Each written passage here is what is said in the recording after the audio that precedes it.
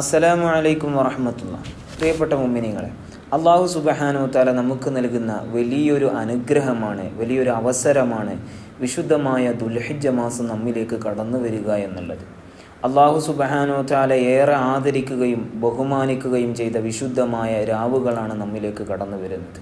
വിശുദ്ധമായ ഹജ്ജിൻ്റെ മാസം, വിശുദ്ധമായ അറഫയുടെ മാസം, വിശുദ്ധമായ ഉളഹിയ്യത്തിൻ്റെ മാസം, വിശുദ്ധമായ തൽബിയത്തിൻ്റെ മാസം, അങ്ങനെ തുടങ്ങി ധാരാളം ഫളായിലുകൾ കൊണ്ട് അനുഗ്രഹീതമായ മാസമാണ് വിശുദ്ധമായ ദുൽഹിജ്ജ എന്ന് പറയുന്നത്.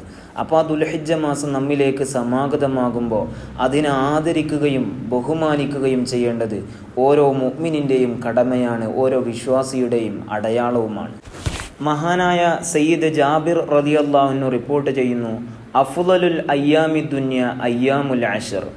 അല്ലാഹു സുബ്ഹാനഹു വ തആല ഈ ദുനിയാവിൽ ഏറ്റവും ശ്രേഷ്ഠമാക്കിയ ദിവസങ്ങൾ അത് ദുൽഹിജ്ജയുടെ 10 ദിവസങ്ങളാണെന്ന് മഹാനവറുകൾ പറയുമ്പോൾ, വിശുദ്ധമായ ഈ ദുൽഹിജ്ജയുടെ 10 ദിവസങ്ങൾ നമ്മിലേക്ക് കടന്നു വരുമ്പോൾ മഹാനായ അബൂ ദർദാ റളിയല്ലാഹു അൻഹു അദ്ദേഹം പറയുകയാണ്, നിങ്ങൾ ആ ദിവസങ്ങളെ നിങ്ങൾ കാര്യമായി കൊണ്ട് പരിഗണിക്കണം.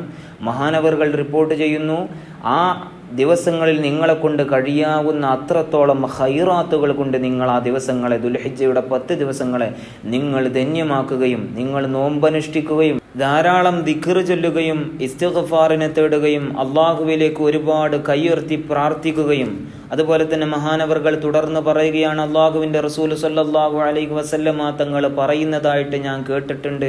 അള്ളാഹുവിൻ്റെ റസൂൽ സല്ലല്ലാഹു അലൈഹി വസല്ലമ തങ്ങൾ പറയുകയാണ്, ദുൽഹിജ്ജ മാസം കടന്നു വന്നിട്ട് അമല് ചെയ്യാത്തവന് നാശമുണ്ടെന്ന് ഹബീബായ സല്ലല്ലാഹു അലൈഹി വസല്ലമ തങ്ങൾ പറയുമ്പോൾ, ഈ വിശുദ്ധമായ ദുൽഹിജ്ജ മാസം നമ്മിലേക്ക് കടന്നു വരുമ്പോൾ അതിനെ വേണ്ട വിധത്തിൽ ഉപയോഗപ്പെടുത്താത്തവരുടെ മേലുള്ള ഗൗരവത്തെ നമ്മൾ അവിടെ നിന്ന് അറിയേണ്ടതുണ്ട്. നമ്മുടെ മുൻഗാമികളായിരുന്ന പ്രപിതാക്കന്മാരായിരുന്ന നമ്മുടെ മുൻഗാമികൾ 3-10 ദിവസങ്ങളെ അവർ വല്ലാതെ ഉപയോഗപ്പെടുത്തിയിരുന്നു, ബഹുമാനിച്ചിരുന്നു എന്നാണ്. അതിലൊന്ന് റമദാനിലെ അവസാനത്തെ 10, മറ്റൊന്ന് മുഹറത്തിലെ 10, അതുപോലെ തന്നെ ഇപ്പൊ ഇത് നമ്മിലേക്ക് കടന്നു വരുന്ന ദുൽഹിജ്ജയുടെ 10മാണ്. അതുപോലെ തന്നെ മഹാനായ സൈനുദ്ദീൻ മഖ്ദൂം റളിയല്ലാഹു അൻഹു അവിടുത്തെ പ്രഗൽഭമായ കിതാബായ ഫത്ഹുൽ മുഈനിൽ രേഖപ്പെടുത്തിയിട്ടുണ്ട്, 1 മുതൽ ദുൽഹിജ്ജ 1 മുതൽ 9 ദിവസങ്ങളിൽ നോമ്പനുഷ്ഠിക്കുകയും ബലിമൃഗങ്ങളെയും അതിൻ്റെ വിഭാഗത്തിൽപ്പെട്ട മൃഗങ്ങളുടെ ശബ്ദങ്ങൾ കേൾക്കുമ്പോഴും തക്ബീർ ചൊല്ലലും, അതുപോലെ തന്നെ വൽ ഫജ്ർ സൂറത്ത് ഓരോ ദിവസത്തിലും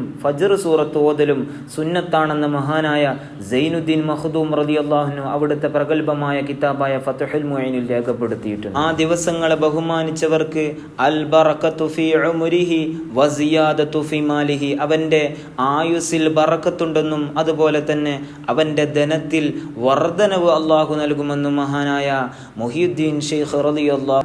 ഈ പരിശുദ്ധമായ ദുൽഹിജ്ജയുടെ ആദ്യത്തെ 10 ദിവസങ്ങളെ ബഹുമാനിക്കുന്നവർക്ക് അവരുടെ കുടുംബത്തെ അള്ളാഹു സംരക്ഷിക്കുമെന്നും നരകത്തെ തൊട്ട് കാത്തു രക്ഷിക്കുമെന്നും സ്വർഗത്തിൽ ഉന്നത പദവി നൽകുമെന്നും, അതുപോലെ തന്നെ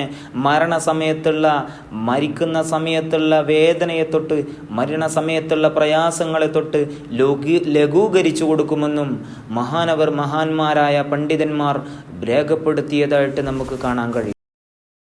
അതുകൊണ്ട് ധാരാളം ഫളായിലുകളും ശ്രേഷ്ഠതകളും നിറഞ്ഞ ആ വിശുദ്ധമായ പരിശുദ്ധമായ ദുൽഹിജ്ജ മാസത്തെ, ആ ദുൽഹിജ്ജയുടെ ആദ്യത്തെ 10 ദിവസത്തെ നല്ല രീതിയിൽ ബഹുമാനിക്കുവാനും ആദരിക്കുവാനും അഅ്മാലുകൾ കൊണ്ട് ധന്യമാക്കുവാനും നമ്മൾ ഓരോരുത്തരും തയ്യാറാവേണ്ടതുണ്ട്. അല്ലാഹു അതിനുള്ള തൗഫീഖ് നൽകി അനുഗ്രഹിക്കുമാറാവട്ടെ.